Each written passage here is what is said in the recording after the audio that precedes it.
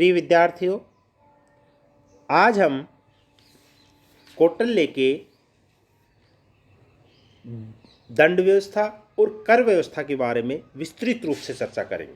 पिछले वीडियो में हमने उसके न्याय व्यवस्था और कानून व्यवस्था के बारे में विस्तृत रूप से चर्चा की है। कौटिल्य के अनुसार दंड व्यवस्था एक महत्वपूर्ण राज्य के लिए एक व्यवस्था होनी चाहिए। उनका मत है कि न्याय व्यवस्था के साथ साथ दंड व्यवस्था का भी प्रावधान उन्होंने अपने अर्थशास्त्र में किया। दंड के संबंध में कौटिल्य ने इस बात पर बल दिया कि जनता को सही मार्ग पर लाने के लिए राजा द्वारा दिया गया दंड न तो आवश्यकता न औचित्य से अधिक होना चाहिए और न ही कम, अर्थात राजा को सोच समझकर उचित दंड की व्यवस्था की जानी चाहिए। अर्थात जितना जनता ने या व्यक्ति ने कोई अपराध किया है उसी के अनुसार दंड की व्यवस्था होनी चाहिए। उसमें किसी तरह का छोटे अपराध के लिए बड़ा दंड नहीं दिया जाना चाहिए और बड़े अपराध के लिए छोटा दंड नहीं दिया। अर्थात अपराध की श्रेणी के अनुसार व्यक्तियों को दंड दिया जाना चाहिए।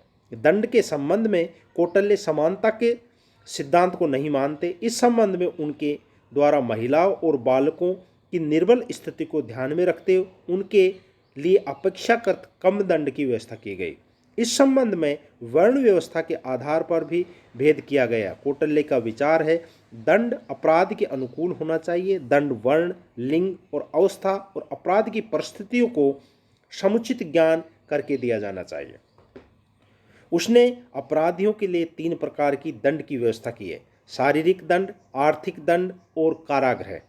शारीरिक दंड के अंतर्गत कोड़े मारना, अंग भेदन करना, हाथ पैर बांधकर उल्टा लटकाना, ब्राह्मण और उच्च वर्ग के अपराधियों के माथे पर अपराध सूचक चिन्ह अंकित करना, भीषण अपराध के लिए दंड प्राण की व्यवस्था करना। आर्थिक दंड को मुख्यतः 3 श्रेणी में रखा है: प्रथम, मध्य और उत्तम। साहस दंड: प्रथम दंड की सीमा 48 से 69 पण तक, मध्य दंड की 200 से 500 पण तक और उत्तम दंड की 500 से 1000 पण तक बढ़ाई गई है।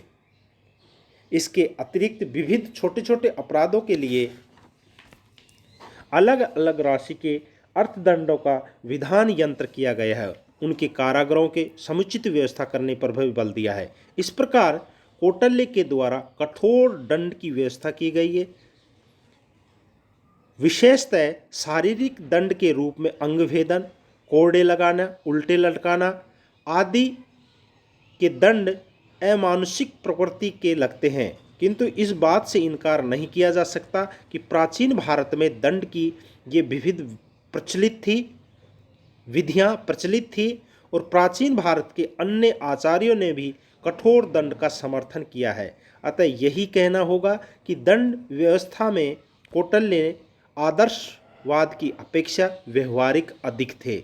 इससे ये सिद्ध होता है कि कौटिल्य ने अपने राज्य में कानून व्यवस्था बनाए रखने के लिए, राज्य का विकास के लिए, राज्य में शांति व्यवस्था बनाए रखने के लिए अपराधियों को अपराध के अनुपात में दंड देने का प्रावधान किया।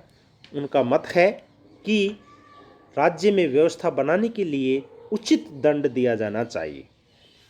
इसी आधार पर कौटिल्य ने अपने कर व्यवस्था के बारे में भी अपने विचार दिए।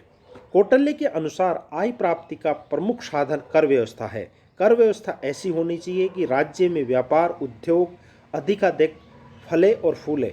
कर लगाने से संबंधित पक्ष की आय, कर देने की क्षमता को दृष्टि में रखा जाना चाहिए। उद्योगों के शैशव काल में उस पर अधिक कर नहीं लगाना चाहिए, अन्यथा वह उद्योग विकसित नहीं हो सकेगा। राज्य की जनता के लिए नितांत आवश्यक वस्तुओं की उत्पादन और आयात पर अधिक बहुत कम लेकिन आवश्यक और सुख ऐश्वर्य के लिए आयातित वस्तुओं पर अधिकाधिक कर लगाया जाना चाहिए। धार्मिक संस्कारों से संबंधित पदार्थों पर उत्पादन और आयात कर नहीं लगाया जाना चाहिए। कौटिल्य ने खर्च के प्रमुख मदों का भी उल्लेख किया है। वे ये हैं: राज्य कर्मचारियों की विशाल संख्या को दिए जाने वाला वेतन, राजा के द्वारा देव और पितृ पूजन, दान, शाही महल का व्यय, दूत, कोषागृह, शस्त्रागार, चतुरंगी सेना का व्यय, जीव जंतुओं के संग्रहण पर व्यय, उद्योग, तालाब, मार्ग आदि के निर्माण पर व्यय, जन कल्याण के लिए किए गए विविध कार्यों पर व्यय आदि। कौटिल्य ने राजकार्य करों की वसूली नियमित ढंग से करने और राजकीय आय व्यय का लेखा जोखा नियमित ढंग से करने पर बल दिया है।